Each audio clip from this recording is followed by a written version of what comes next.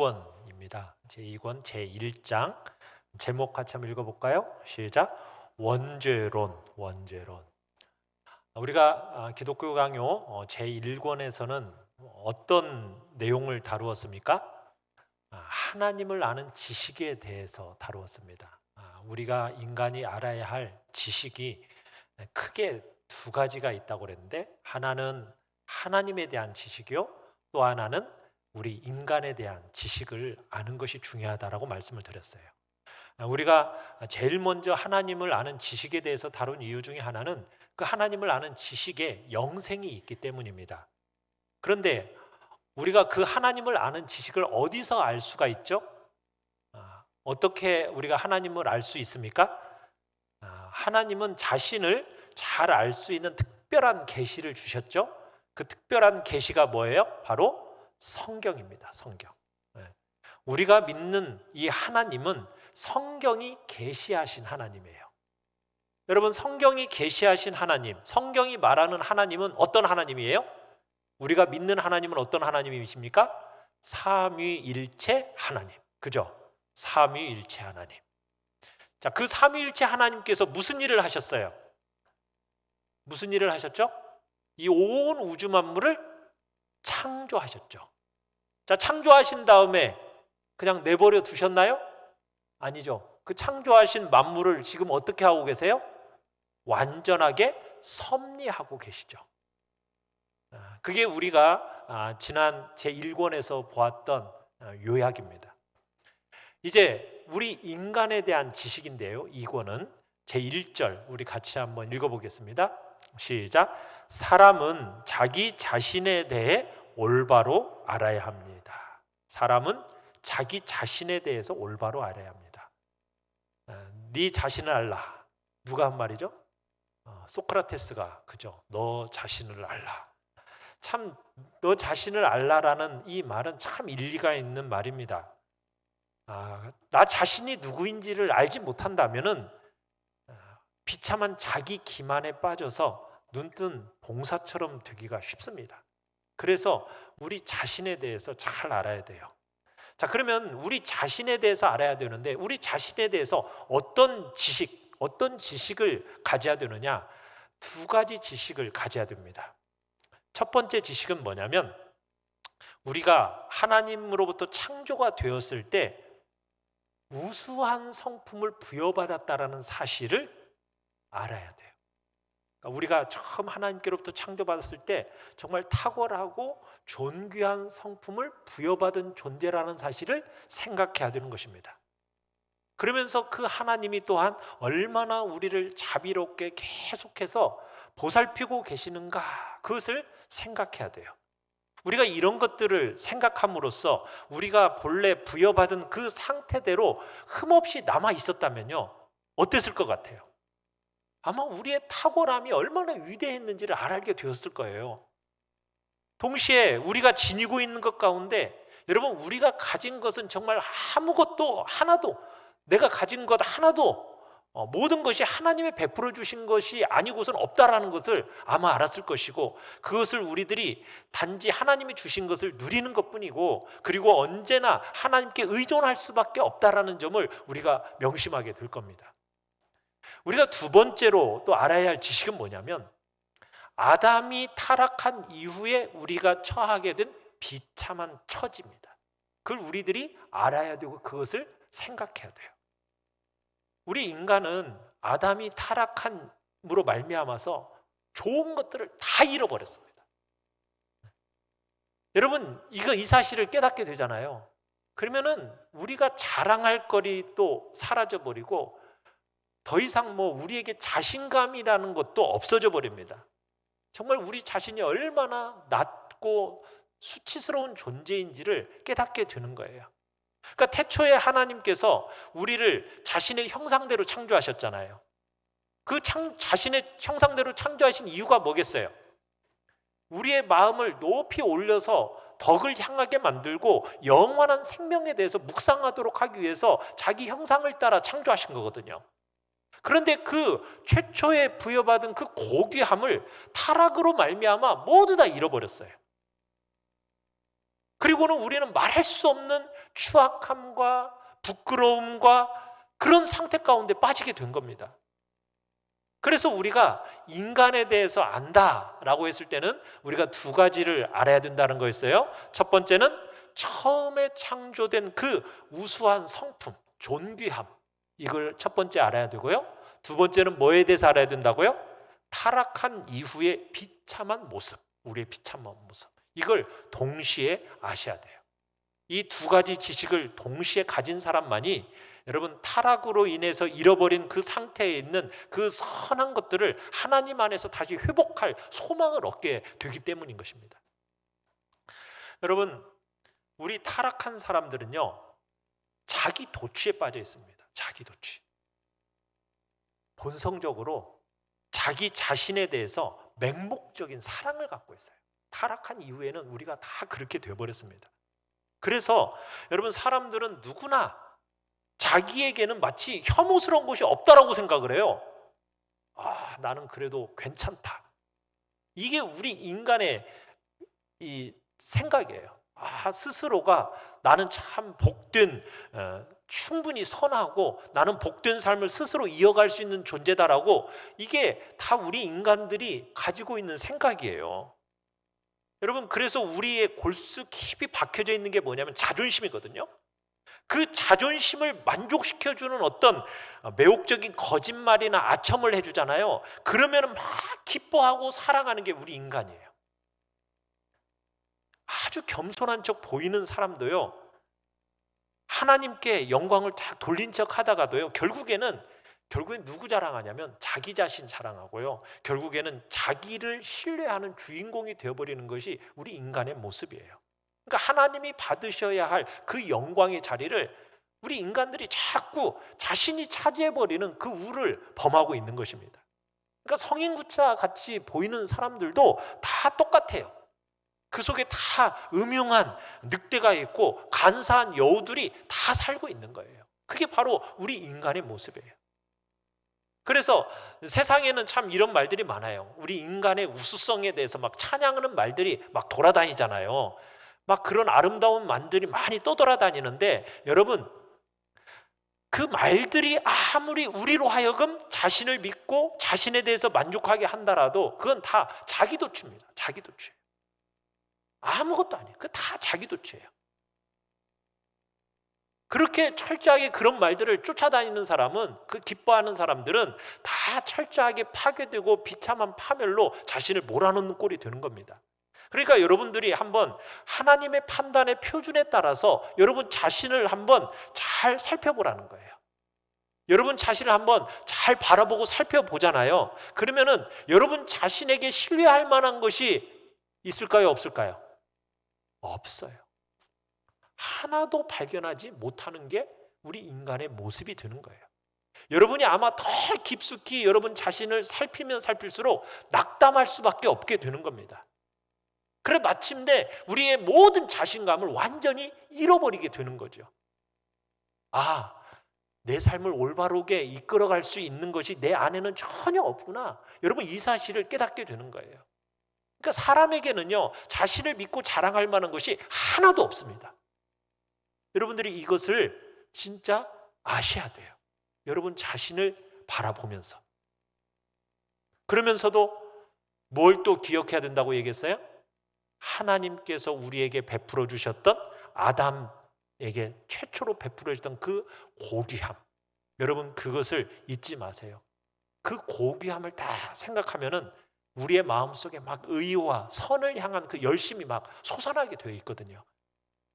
나를 지으신 목적이 뭔가, 이것을 한번 생각해보고, 그러면은 나는 영원을 위해서 창조된 존재구나, 이것을 묵상하지 않을 수 없게 되고 우리가 하나님의 나라를 흠모하지 않을 수 없게 되거든요. 그러니까 하나님께서 아담의 최초로 창조하셨을 때 그 고귀함과 그 참으로 풍성함을 여러분들이 마음속에 새기시고, 또 한 가지는 뭐라고요? 그러니까 타락 이전의 탁월한 상태에 대해서 그 여러분 인간에 대한 지식, 그걸 여러분들이 생각하셔야 돼요. 내가 어떤 목적으로 창조함을 받았는지, 내가 어떤 목적으로 고귀한 은사들을 부여받았는지, 여러분들이 그 첫 번째를 생각하시고요. 두 번째로 생각해야 할 건 뭐예요? 타락한 이후에 여러분들이 얼마나 비참한 상태 가운데 빠졌는가. 이 두 번째 인간에 대한 지식을 가지셔야 돼요. 정말 나는 선을 행할 수 있는 능력이 하나도 없는 존재구나. 내 안에 선이라고는 아무것도 없는 그런 상태라는 것을 우리 인간이 깨달아야 돼요. 여러분, 이런 결핍을 깨달아서 정말 내가 얼마나 극도로 정말 그런 존재인지를 깨달을 때 극도로 혼란한 속에서 하나님 앞에 엎드러지는 그런 존재로 전락해 보셔야만 한다는 거예요. 그래야 여러분들이 이 첫 번째 지식을 갖게 됨으로써 내 의무가 뭔지를 알게 되는 것이고요. 그리고 두 번째 지식을 갖게 되면서 내게 의무를 실천한 능력이 절대적으로 한계가 있다는 것을 우리가 깨닫게 되는 것입니다. 그래서 우리가 나 자신을 아는 지식, 첫 번째 무슨 지식을 알아야 된다고요? 하나님이 나에게 첫 번째 부여해 주셨던 그 고귀함, 탁월한 상태. 두 번째, 타락한 이후에 우리 인간의 비참함. 이 두 가지를 아셔야 돼요. 자, 제2절을 같이 한번 읽어보겠습니다. 제2절. 긴데요. 또박또박 같이 한번 읽어보죠. 안 보이세요? 잘? 글씨가 너무 작아요? 자, 시작. 아담의 죄와 후손과의 관계. 아담의 죄로 인간은 창조될 때의 그 첫 성품을 잃었고 온 인류는 파멸당하게 되었습니다. 자, 아담의 죄로 인간의 창조되었을 때 그 첫 성품을 어떻게 되었다고요? 잃어버렸고 온 인류는 어떻게 되었다? 파멸당하게 되었다. 오늘 우리가 창세기 3장을 읽었잖아요. 이 창세기 3장이 아담의 첫 범죄를 기록해주고 있는 내용이거든요. 어떤 사람들은 가끔 그런 불평을 해요. 하나님이 좀 아담이 타락하는 것 좀 막으시지 왜 막지 않으셨냐고. 여러분, 그런 식으로 좀 따지지 마세요. 그런 눈먼 호기심은 어떻게 보면은 여러분, 하나님과의 그 예정 속에 있는 건데 그런 걸 그렇게 따지면은 어리석은 일이에요. 여러분, 하나님께서 왜 우리에게 선악을 알게 하는 나무의 열매를 먹지 말라고 하셨을까요? 왜? 왜 선악을 알게 하는 나무의 열매는 심어 놓으셔가지고 그것을 왜 먹지 말라고 왜 그러셨죠? 뭘 시험하기를 원하셨어요? 순종에 대한 시험입니다. 순종. 네가 과연 기꺼이 내 명령 아래에 있는가? 그것을 입증하도록 하기 위해서 하나님께서는 그 선악을 알게 하는 나무의 열매를 허락하신 거예요. 하나님은 창조주시고 나는 누구라고요? 피조물이라는 사실을 그 선악을 알게 하는 나무의 열매를 먹으라 먹지 말라라는 그 명령 속에 우리 자신의 존재를 깨달아 알게 하시는 겁니다. 자, 그런데 아담이 하나님의 진노를 스스로 자초해 버렸죠. 이 어거스틴은 이 범죄의 원인을 뭐라고 얘기했느냐면 교만으로 봤습니다. 범죄의 원인이 뭐라고요? 교만이에요. 교만. 그러니까 아담은 자기 처지에 만족하지를 못한 거예요. 그래서 정욕으로 인해서 교만해졌다는 겁니다. 그런데 그 죄의 뿌리는 좀 더 깊어요. 우리가 지금 성경에서 읽어보면 하와가 신실하지 못해가지고 결국에는 뱀의 간계에 이끌려가지고 하나님의 말씀으로부터 떠났기 때문에 이 불순종이 타락의 시작이었다. 이게 이제 지금 분명히 드러나고 있죠. 그러니까 첫사람 아담이 하나님의 권위에 이 반역한 것은 어떻게 보면 사탄의 유혹에 사로잡혔기 때문이기도 하지만요. 여기에는 또 뭐가 있느냐면 이 아담이 진리를 멸시해서 거짓 세계로 돌이켰기 때문에. 무엇을 멸시해서? 진리를 멸시했기 때문에. 하나님의 말씀을 멸시하게 되면요, 하나님을 향한 그 모든 경건한 자세가 다 흔들리는 법입니다. 하나님의 말씀을 주의 깊게 듣지 않으면요, 하나님을 향한 그 경배가 온전히 남아있을 수가 없는 거예요. 그러니까 결국 불신앙이 타락의 뿌리였던 거죠. 그런데 그 이후로 야망과 교만이라는 것이 감사치 않음과 더불어서 일어나게 돼요. 여러분, 아담에게 허락된 것이 풍부했습니까? 풍부하지 않았습니까? 굉장히 풍부했죠. 그렇지 않습니까? 모든 것을 다 임으로 먹으라고 그랬어요. 근데 딱 한 가지만 하나님이 제한을 두신 거잖아요. 그렇게 풍족하게 주시고도 남는 그 이상의 것을 탐해버린 거예요. 하나님의 그 크신 자비를 제쳐버린 거죠.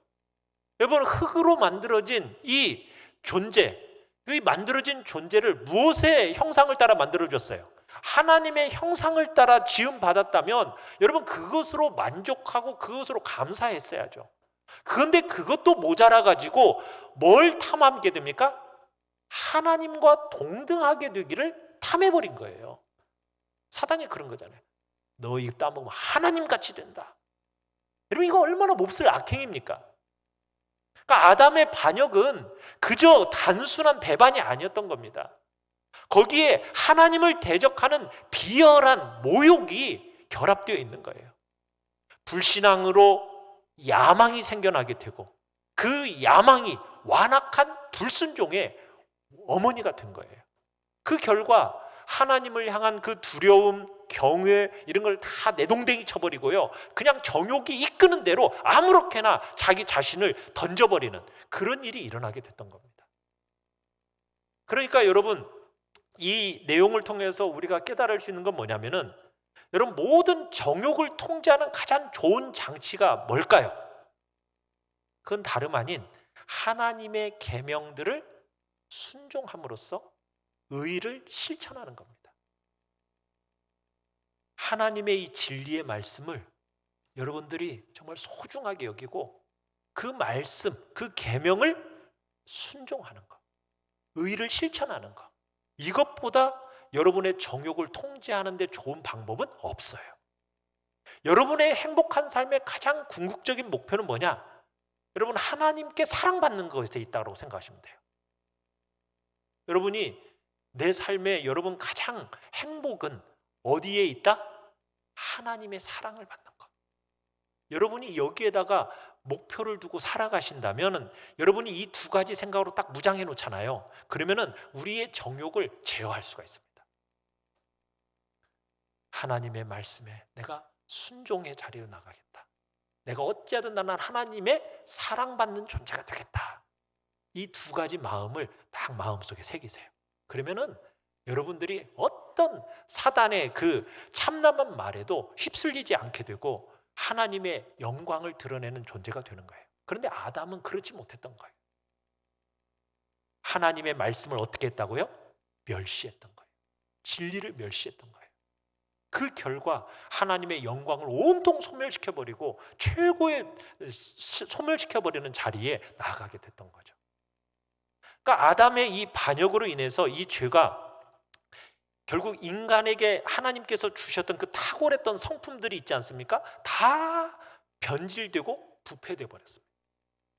인간을 아름답게 탁월하게 장식해줬던 그 지혜, 거룩, 힘, 진실, 공의, 그 모든 것들을 다 파괴해버렸어요. 그 대신에 그 부패한 본성 안에 뭐가 자리 잡게 되었습니까? 무지와 무기력과 불결과 허영, 불의, 이런 추악하고 정말 질병 같은 것들이 우리의 이 마음속에 번식하게 된 거예요. 그런데 이 모든 이 부패함과 형벌을 아담만 당한 건가요? 아담만 당한 게 아니에요. 이 저주가 누구에게로도 흘러가 버렸어요? 아담의 죄책에서 흘러나와 가지고 온 세상으로 이게 퍼져나가게 된 겁니다. 저주가 아담의 모든 후손에게로 퍼져나가 버리게 된 거예요. 그러니까 아담의 후손들 역시 아담하고 똑같이 비참함 속에 얽혀 들어가게 되고 거기에 잠기게 되어져 버리게 된 겁니다. 그러니까 아담으로부터 물려받은 그 부패성, 이것을 가리켜서 교부들이 뭐라고 불렀느냐면 원죄, 이렇게 부른 거예요. 뭘 원죄라고 부른다고요? 아담으로부터 물려받은 부패성, 이걸 원죄라고 하는 겁니다. 그러니까 이 원죄라는 것은 이전에 그 선하고 순결한 본성을 다 잃어버렸다는 뜻입니다. 그래서 이 죄는 아담 이후에 난 모든 인간에게 다 유전되어 버렸어요. 시편 51편 5절에 이렇게 말씀하고 있습니다. 같이 한번 읽어볼까요? 시작. 내가 죄악 중에 출생하였으며 어머니가 죄 중에서 나를 잉태하였나이다. 죄악 중에 출생했고 죄 중에 나를 잉태했다. 그러니까 다윗은 자신이 잉태될 때부터 뭘 가지고 있었다라는 것을 지금 고백하고 있는 겁니까? 죄악성을 지니고 있다라는 것을 고백하고 있는 거예요. 불순한 씨에서 내려온 우리들 모두가 태어날 때부터 죄에 감염되어 있다라는 거예요. 철저하게 삐뚤어지고 어두워지고 부패한 성품을 우리는 그대로 다 물려받게 된 겁니다. 여러분, 이 사실을 믿으십니까? 인정하세요? 우리는 이 장로교에서 자라서 이 부분에 대해서 잘 인정하시는데 좀 다른 교단들은 그렇지 않은 데도 있어요.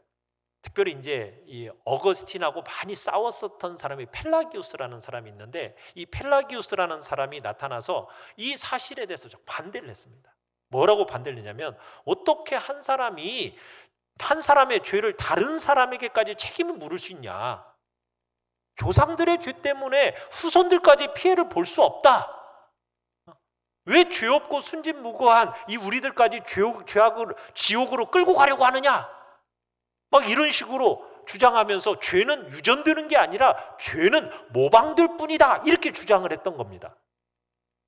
그러니까 죄의 전달이라는 것이 자손 번식에 의한 게 아니라 모방에 의한 것이라고 주장한 사람이 있어요. 이 사람이 펠라기우스예요. 그래가지고 아무리 우리 인간이 타락했다 해도 우리 모든 인간에게는 선천적으로 도덕적인 능력이 있다, 이렇게 주장을 해요. 어때요? 일리가 있어요? 일리가 없어요? 좀 일리가 있어 보이죠? 이게 사람들에게 있어서 가장 잘 먹히는 말이에요. 그래가지고 많은 사람들이 이 말을 수용했어요. 오늘날 시대 속에서도 이 말이 더 인기가 높아요. 왜? 우리 인간을 조금 높여주잖아요. 아직 내 안에 뭐가 남아있다고 그래요? 도덕적인 능력이 남아있다고 그러고, 나한테는 모방된 죄만 있을 뿐이지 이렇게 전달되는, 유전되는 죄라고 얘기하지 않으니까 뭔가 우리에게는 뭔가 좀 그래도 뭔가 좀 괜찮은 존재 같아 보이잖아요. 그러니까 이 말에 사람들이 다 현혹된 거예요. 근데 여러분, 이게 이단의 시작이에요. 이단의 시작이에요. 이 펠라기우스라는 이 사람의 이단설의 핵심이 바로 이거였거든요. 그런데요, 성경은 그렇게 얘기하지 않아요. 성경은 아담의 죄가 그의 모든 후손들에게로 전달되었다는 거예요. 이게 분명히 성경이 증거해 주거든요. 그러니까 아담은 그저 우리 인류의 시조만이 아니라는 거예요. 인류의 뿌리라는 거예요. 뿌리가 썩으면은 줄기가 어떻게 됩니까? 줄기, 가지, 열매까지 다 어떻게 돼요? 부패해지고 썩는 거예요. 그러니까 아담은 뭐라? 인류의 뿌리였다라는 거예요. 그랬기 때문에 그 부패로 말미암아 온 인류가 부패한 상태 속에 있게 되었다라는 것을 분명히 알아야 된다라는 거예요. 성경에서는 그래서 이렇게 얘기합니다. 로마서 5장 12절 같이 한번 읽어볼까요? 시작. 한 사람으로 말미암아 죄가 세상에 들어오고 죄로 말미암아 사망이 들어왔나니 이와 같이 모든 사람이 죄를 지었으므로 사망이 모든 사람에게 이르렀느니라. 자, 여러분, 그리스도의 은혜를 통해서 의와 생명이 회복되었다고 말하고 있잖아요, 우리에게. 그죠? 자, 로마서 5장 17절도 우리 같이 한번 읽어봅시다. 시작. 한 사람의 범죄로 말미암아 사망이 그 한 사람을 통하여 왕노릇하였은즉 더욱 은혜와 의의 선물을 넘치게 받는 자들은 한 분 예수 그리스도를 통하여 생명 안에서 왕노릇하리로다. 자, 여기서 지금 얘기하는 게 뭐냐면 죄와 죽음이라는 것은 누구를 통해서 우리에게 왔다라는 거예요?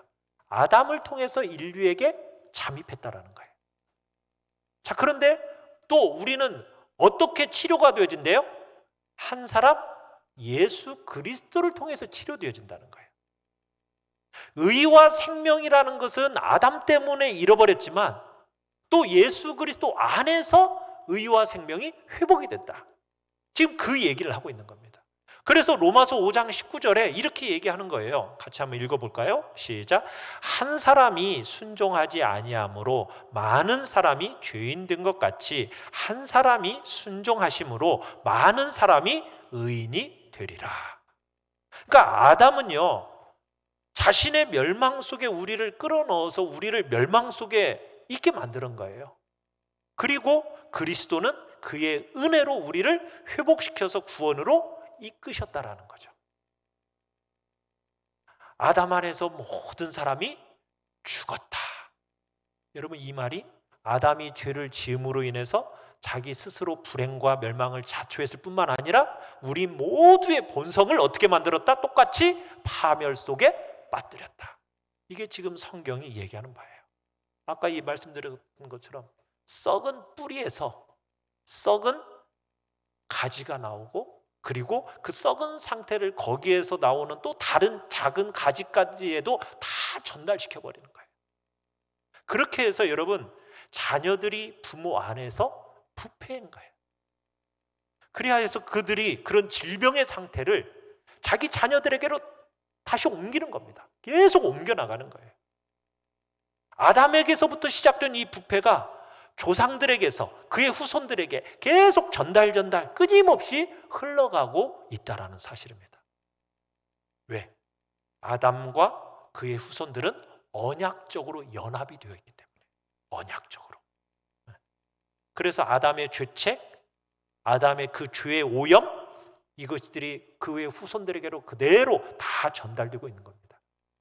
그러나 그 죄의 전염은 어떤 인간의 육체나 인간의 영혼에게서 그 본질에서 오는 것이 아니라 이 전염의 기원이 어디에 있느냐? 바로 아까 얘기했던 것처럼 언약에 있어요. 언약. 그러니까 하나님께서 아담에게 베풀어 주신 이 은사들을 지니고 있거나 잃어버리는 것은 너 자신만을 위한 게 아니라 동시에 모든 후손들의 것이 되도록 하나님께서 그렇게 언약으로 정해 놓으셨다라는 거예요. 그래서 지금 이렇게 진행되는 겁니다. 그런데 펠라기우스 주의자들은 그렇게 생각하지 않죠. 자녀들이 경건한 부모에게서 부패성을 물려받는다? 이건 설득력이 없다. 막 이런 식으로 얘기를 하는 거예요. 그러면서 부모들이 순결하면 자녀들도 그 부모의 순결함을 인하면서 거룩하게 되는 거 아니냐? 이런 식으로 막 주장을 하거든요.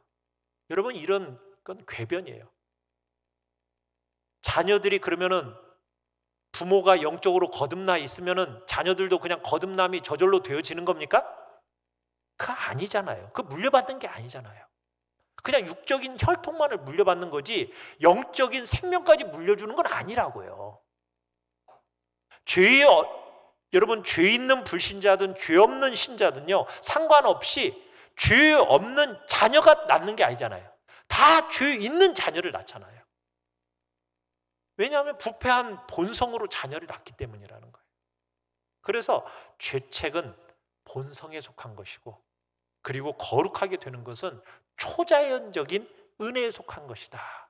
우리는 그렇게 인지해야 되는 겁니다. 제3절을 같이 한번 읽어보겠습니다. 제3절 시작. 원죄와 인간성과의 관계. 그 다음 안 나왔어요? 자, 시작. 원죄는 본성이 아니라 본성이 부패한 것이며 인간성 전체를 부패시켰습니다. 원죄는 인간성 전체를 부패시켰습니다. 그러니까 이 원죄라는 것이 여러분, 우리의 이 본성이 유전적으로 타락했다, 부패했다라는 뜻이거든요. 자, 우리 영혼의 모든 부분들에 다 퍼져 있어요. 그래서 우리로 하여금 하나님의 진노 아래 있게 만드는 겁니다. 여러분, 성경에서 말하는 육체의 일을 우리 속에서 막 일으키는 것, 이게 원죄입니다.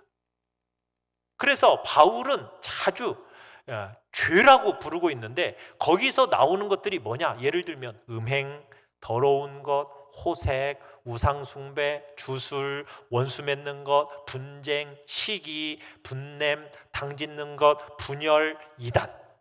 여러분, 이 모든 것들이 다 우리는 죄의 열매라고 생각하는데 바울은 이걸 뭐라고 부르고 있어요? 죄들, 이렇게 부르고 있어요. 죄. 그래서 우리가 여기서 두 가지 사실을 명심해야 되는데, 첫 번째는 뭐냐면 우리의 본성이요, 우리의 본성이 각 부분이 다 타락했어요. 각 부분이, 모든 부분이 다 타락하고 다 부패했다는 사실. 이게 얼마나 크나큰 부패로 말미암아 우리가 하나님 앞에서 정죄받고 유죄 선고를 받은 삭대 가운데 있는 거예요. 왜냐하면 하나님 앞에서는요, 의와 무죄와 순결 이후에는요, 어떤 것도 용납되지 않기 때문입니다. 우리는 아담의 범죄로 말미암아 저주 속에 얽혀 들어갔기 때문에 아담이 우리를 죄책에 있게 만들었다고 이해해야 되는 거예요. 아담에게서 우리에게 떨어진 것은 형벌만 떨어진 게 아닙니다. 아담이 우리에게 부여한 오염이 우리 속에 거하는 거예요. 그렇기 때문에 우리가 형벌을 받아 마땅한 처지에 있게 된 거죠. 자, 우리 로마서 5장 12절 같이 다시 한번 봅시다. 시작. 모든 사람이 죄를 지었으므로 사망이 모든 사람에게 이르렀느니라. 모든 사람이 원죄 속에 둘러싸여 있고 그 얼룩들로 더럽혀져 있다는 거예요. 그렇기 때문에 여러분, 심지어 갓난아기, 이 갓난아기에게 죄가 있어요, 없어요? 모태로부터 정죄를 가지고 출생하는 겁니다. 다른 사람의 죄책이 아니에요. 자기의 죄, 자기 죄. 자기의 죄책을 지고 이 갓난아이가 태어나는 거예요. 뭐 얘가 무슨 죄가 있어요? 막 이렇게 얘기하잖아요. 불의의 열매가 아직 나타나지 않았지만요, 그 씨가, 이 죄악의 씨가 그 아이 속에 감추어져 있기 때문이에요. 그 본성 자체가 죄의 씨앗인 겁니다. 그래서 하나님께서 그 갓난아이, 정말 아무 죄도 짓지 않은 것 같은 갓 태어난 그 갓난아이를 보면서도 하나님은 혐오스럽고 가증스럽게 여기신다니까요. 왜? 죄의 씨앗이 태어났기 때문에. 죄로 여기시는 거예요. 인간 자체가 죄덩어리입니다. 죄덩어리. 여러분, 그리고 우리 인간 안에 있는 이 부패한 본성은 사라질까요? 사라지지 않을까요? 우리 속에서 절대로 사라지지 않습니다. 마치 끓어넘치는 용광로처럼요, 그 불꽃과 화염이 막 용광로에서 막 팍팍 튀어오르잖아요. 계속 튀어나오는 듯이 끊임없이 새로운 죄악들을 생산해내는 것이 우리 인간의 부패한 본성입니다. 그래서 원죄라는 것은 의가 결핍된 것만을 얘기하는 게 아니라 가만히 있지 못하고 계속해서 우리 안에서 끊임없이 죄악을 풍부하게 산출해내는 거예요. 그게 원죄예요. 그러면서 선에 대해서는 무능력합니다. 오직 악을 행할 수밖에 없는 악에 대한 능력만 가진 게 바로 우리 인간의 본성이라는 거예요. 그래서 원죄를 가리켜서 뭐라고도 표현하냐면 정욕, 이렇게도 표현한 거예요. 정욕. 사람 안에 모든 것이 이 정욕으로 가득 채워져 있는 겁니다. 정욕으로. 지성에서부터 의지에 이르기까지, 우리 영혼에서부터 육체에 이르기까지 전부 정욕으로 다 더럽혀져 있는 거예요. 더 간단히 말하자면 우리 인간의 전인이 지정의 모든 전인이 다 정욕 이외에는 아무것도 없다라는 것이 바로 우리 인간의 모습이라는 겁니다. 그러니까 아담이 죄를 범하고 나서 이 의의 근원을 버린 후에 이 죄가 우리 모든 부분들을 다 장악해버린 거예요.